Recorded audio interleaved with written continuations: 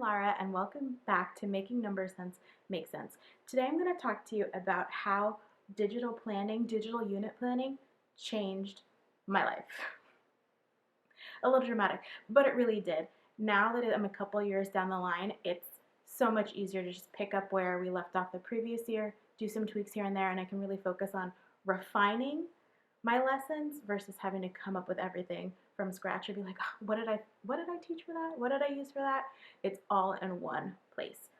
So what I use for my digital planning is Google, because our school has Google and all my co-teachers can get to those unit plans. They can get everything that they need. And for the next year and the next year, it's so much easier. And you might be thinking, well, I don't know if I'm going to still be there next year. And here's my view on that.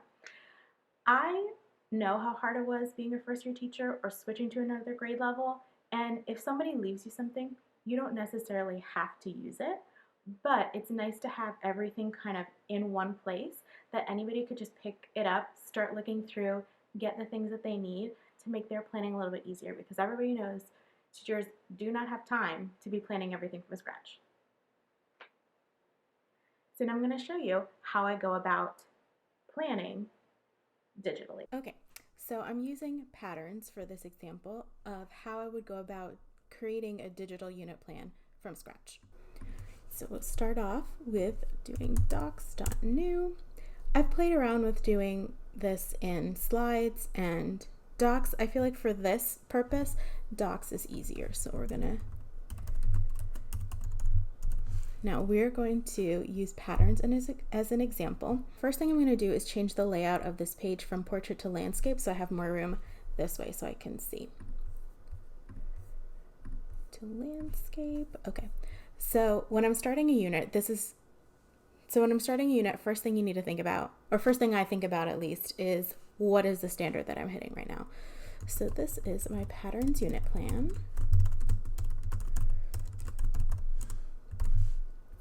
And that is the standard for Virginia for patterns.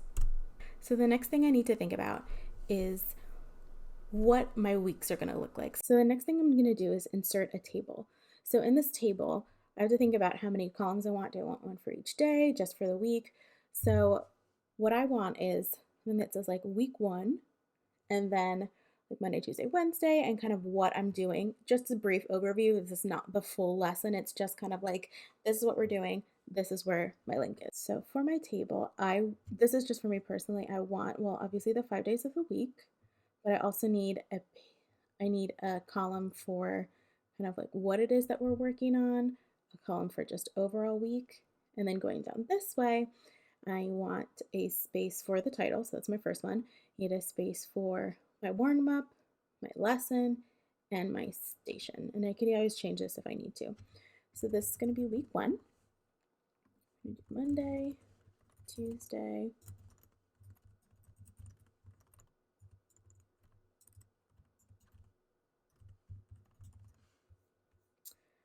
all right, and this is where my warm-up is going to go.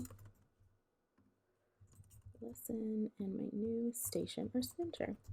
Now I'm not printing this up, changing fonts or anything like that. You can go back and do this, but like I said, this is not something that anybody else really sees. Like, this is not kid facing, so it doesn't have to look as nice. Some people wanted to do that. It's up to you. You do you. One thing I will do is center it though. And for this, since it's all week 1, I'm going to go ahead and merge these cells because I want them to all be kind of in the same spot. I want this to be like, this is just slides. We'll come back to that later. So my warm up for patterns might be, now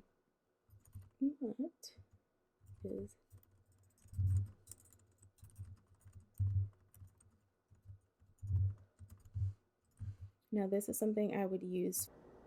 Just going to fast forward through this part, but basically I'm just putting in what my lessons might be. And if you're planning this, you might think, oh, I want to try to get this, and that is what you would type into the boxes.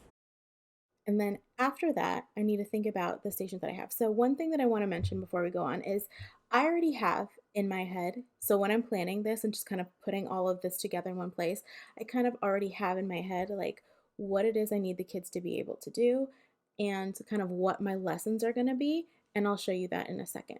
But I kind of already have that in my head. So it's really just a place to have like a bird's eye view of your planning so that when you pick it up again next year or you're sharing with a teammate, they're like, all right, I have an overview of what's going on. I know what I need to make, what I don't need to make. Now here, I'm going to put in my stations that I picked out already. Editing Lara here. I know the font is really small and you can't really see what is being written, but it doesn't really matter what goes there. It's whatever you think that you need to do your best lesson planning. Okay, so this is it. This is really the basic thing, but what makes this method of planning so powerful is the other things that I already have in place for it.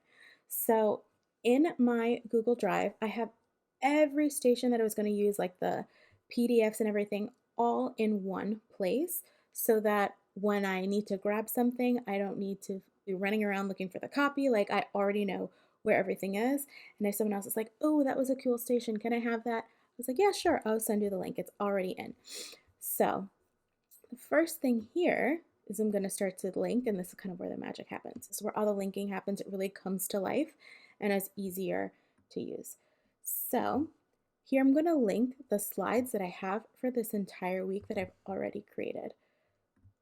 I have my slides there.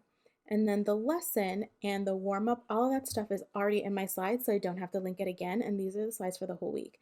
And then for our stations, this is where I would start linking other things. Now, I'll show you what this drive looks like, so what I'm pulling from. So if this was something that I was using, I have here my unit plan, and then I have here my lessons, and then all of the stations I might want to use for this already uploaded to Google Drive. So I'm not searching for it, it needs to be. So here I'm going to do Control K again, or Command K, and now I'm looking for my snap cube patterns. And then here, my next one,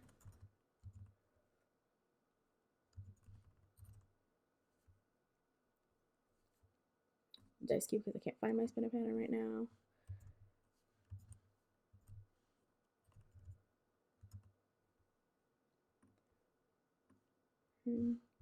Connecting cube pattern. And my project will not necessarily be something I need to use. So now the really good thing about this is I have access to everything that I need for this entire week all in one place. So if I was like, I need to see the slides, I need to see if there's anything I need to tweak, I click on it and I can get to the slides that I need for my entire week. I have my warm up in there, my mini lesson, like all of the things. My stations, it's all there. It's kind of same thing. If I wanted to use my snap cube patterns, click it, it's already in there.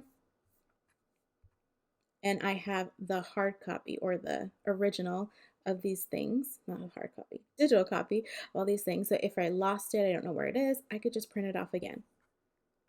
Same thing for my next one, roll a pattern, got it. All the things that I need for this station is all in the same place. Now, this was so helpful for myself to kind of have an overview of what's going on and making sure that I'm hitting everything, but also for my partner teachers who didn't plan this, but they're using it. They have everything that they need in one place so they can prep it on their own time. And then finally, for the next year. Now, next year can be a little controversial because, like, well, I don't know if I'm teaching next year, but I would rather have the whatever teacher is going to be with the kids next year be able to have all of their stuff at their fingertips. Are they going to use it, not use it? It's up to them, but I feel better knowing like we don't have to keep reinventing the wheel here. Like it's already there for you to use with your students and they're kind of tried and true. Like we already know that they work. And the next year I might revisit, be like, oh, I need to change this. I don't maybe want to do a different station, and that is fine. But basically your base is here for years and years and years to come. So you move classrooms, stuff gets lost. You don't have to worry about it. It's all digital and it's all here. So I'm going to show you here an example of what this will look like when it's completely done. So here I have all of the standards that I'm addressing. Here I have my slide decks. So I click on it, make my copy. I have all of my slides for the week done. I have my organizer. So whatever resources I need to print off, I have them here.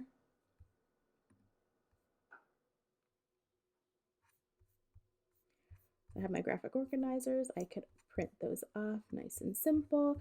I have the links to my recording sheets for my stations. Click them. Open. Perfect, nice and simple. We'll make a side note. So these are all resources I've created myself, which is why they're on the Google Drive, but otherwise they would not be on the Google Drive. It's completely done, and then next year I don't really have to worry about it. I don't have to really spend all my time like planning out this unit. It is completely finished. So just a quick scroll through of what it looks like, all hyperlinked and ready to go. I do have some unit planning templates that I will link down below for Google and for PowerPoint. I find Google to be easier because it's easier to share that and more people can be in there at one time, but both are available. If you'd like to see that, you can check the link in the description. I hope this gave you some new ideas of how you could plan digitally, and I hope that you have an amazing school year.